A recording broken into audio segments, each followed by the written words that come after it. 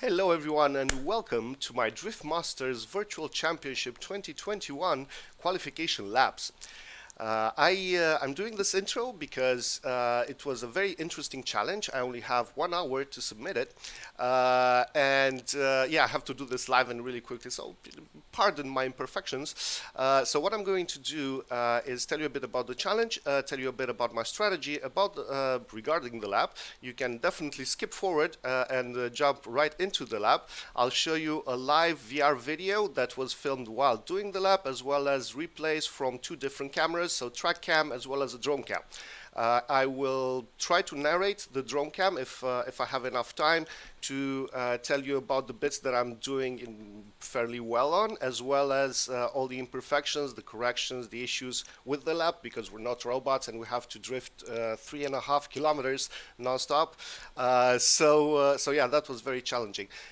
So the challenge, Drift Masters, in order to qualify for one of 96 spots in their championship, drivers are required to do 2 consecutive laps on the Vallelunga club track, which is a 1.74 kilometer track in drift, doing the same line ideally, and the same and the same attitude of the car, so being as consistent as possible in between the 2 laps.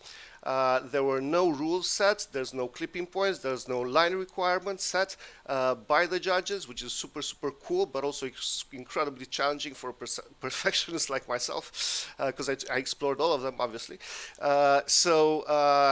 Because all of this was left up to the drivers, and the clever part of the challenge is that you end up understanding the mindset of the driver as well. Essentially, the drivers are the ones setting the rules, which is why I have to do this intro to explain the thinking behind my approach to this challenge. Various people, so initially I was thinking doing flying laps, just 2 competition style laps, 2 initiations, and just 2 laps going straight on the straight.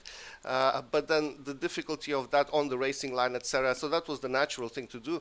But then I figured maybe we should add more difficulty elements. So I picked a more difficult line, and I picked starting from the pits, and mainly kind of showing off a little bit while trying to be as consistent as I can, in the hopes that the judges can sort of leverage the difficulty in my line and sort of reward me in perhaps a bit more understanding so far as the corrections that I have to make in order to achieve that line. So that is a bit of how should I say, a bit of a gamble on my end, but at the end of the day we were asked for our best laps, and honestly, for myself, I want to be as flamboyant and as full on as possible.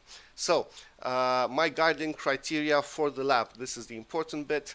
I wanted, first of all, I've considered this as an freestyle exhibition doso lap, which means in Japanese open door, so as chaseable as possible. We want to go as wide as we can, use up as much of the track as possible, maintain high velocity, but also a fairly high degree of angle, because we don't want to get away. We want to open up the insides, so not go over the inside rumble strips, ideally, which I believe I do make a few mistakes there, but that is the logic. I didn't want to do that, so leave a bit of room so it's chaseable, and I suppose overall making sure that in between the straights, the lap is as consistent as possible. So on the second lap, I tried to add an element of showing off, I suppose, and precision, whereas I go very close to the pit wall doing a manji, and then coming back around on the pit lane, which brings me back to where my initial position was in the starting of the first lap, coming out of the pits. So essentially the goal of ending the first lap was to do a manji. There goes my camera. Was to do a manji on manji on the straight, so that we're aligned back to the pits. So that's sort of my strategy. I will try to narrate the third video and leave you the VR as well as the track camera alone, so none of this voice is bothering you. Thank you so much, and I hope you enjoyed the lap.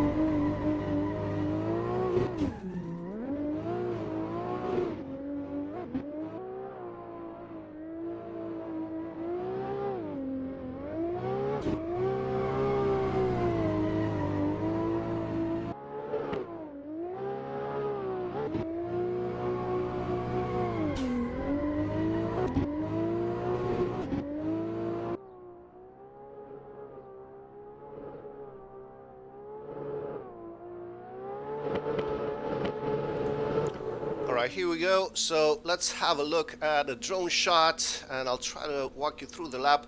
What I do is I want to stop here in order to get a consistent run up into the lap and make sure the pit limiter doesn't bother me.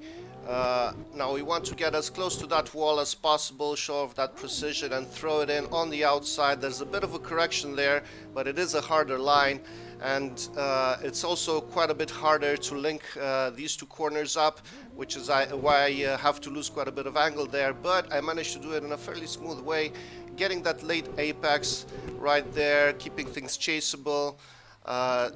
Smoothly losing momentum there, coming right up to the edge to that inner clipping point, and fairly close to that wall, keeping it between the lines, barely touching that inside line. Same again here, which is exactly what we want. Just keep it in between the lines, using up all of that pit lane space. I could have been wider there for sure, but I'm kind of keeping it clean on the racing line with the late apex onto the straight. Now a bit of a manji straight onto that wall, riding it right onto the edge and right onto the edge of the pit wall as well, bringing us back onto the initial line. I dropped a wheel there. I definitely slowed up way too much, and I had a pretty big correction, but overall we kind of pulled through, and that was still fairly chaseable. Trying to emulate the same line here, but I was a tiny bit wider on that inner clip, just like I am here as well. The tires were letting go, so my intention was to be a bit more onto the inside, quite a bit closer to that wall on the second lap. Just a tiny bit on the line there again, showing off fairly good accuracy there. Didn't go as wide this time, but we did go wider before the last sweeper and kept it together, maybe a tiny bit wider than the first run, but overall not too bad, and just kind of finishing up the lap here with a bit of a kiss in the wall, and just finishing it off in the runoff area, so we don't bother anybody. I didn't know if anybody was. So thank you so much for watching. Wish me luck. Hopefully I qualify and I do a good show, and I shall see you next time. Remember, stay epic. Bye.